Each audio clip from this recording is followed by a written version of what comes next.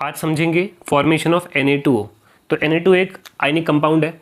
अब देखो यहाँ पर क्या है, Na2O में देखो दो सोडियम है, तो यहाँ पर बना लो एक सोडियम और एक सोडियम, दो सोडियम हो गए, और एक ऑक्सीजन है तो बना लो राइट में यहाँ पर एक ऑक्सीजन। अब सोडियम जो होता है उसका इलेक्ट्रॉनिक कॉन्फ़िगरेशन होता है 281, ठीक है। इसका भी ऐसे हो जाएगा आपका 2 8 और यहाँ पर 1, ठीक है, 2 8 1 दोनों का हो गया।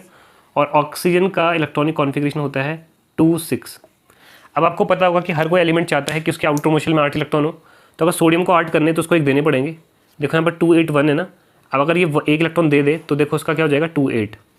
और ऑक्सीजन को अगर 8 पूरे करने तो उसका इलेक्ट्रॉनिक है कॉन्फ़िगरेशन 2 6, तो इसको 2 और इलेक्ट्रॉन अगर मिल जाएंगे तो 6 और 2 8 हो जाएगा। तो यहाँ पर क्या होगा, एक सोडियम क्या करेगा, ऑक्सीजन को एक इलेक्ट्रॉन देगा, और दूसरा सोडियम में क्या करेगा, एक इलेक्ट्रॉन ऑक्सीजन को ट्रांसफ़र कर देगा। तो पहले स्टेप में क्या हो जाएगा, जो ऑक्सीजन है उसे यहाँ पर दोनों जो सोडियम है वो एक एक इलेक्ट्रॉन क्या कर देंगे, ट्रांसफ़र कर देंगे। इससे होगा क्या, इससे क्या होगा देखो सेकंड स्टेप में देखते हैं। जो ये सोडियम है यहाँ पर इसका इलेक्ट्रॉनिक कॉन्फ़िगरेशन हो जाएगा 2 8, ठीक है, एक इलेक्ट्रॉन चला गया ना। और दूसरे वाले सोडियम का भी इलेक्ट्रॉनिक कॉन्फ़िगरेशन हो जाएगा यहाँ पर 2 8, ठीक है।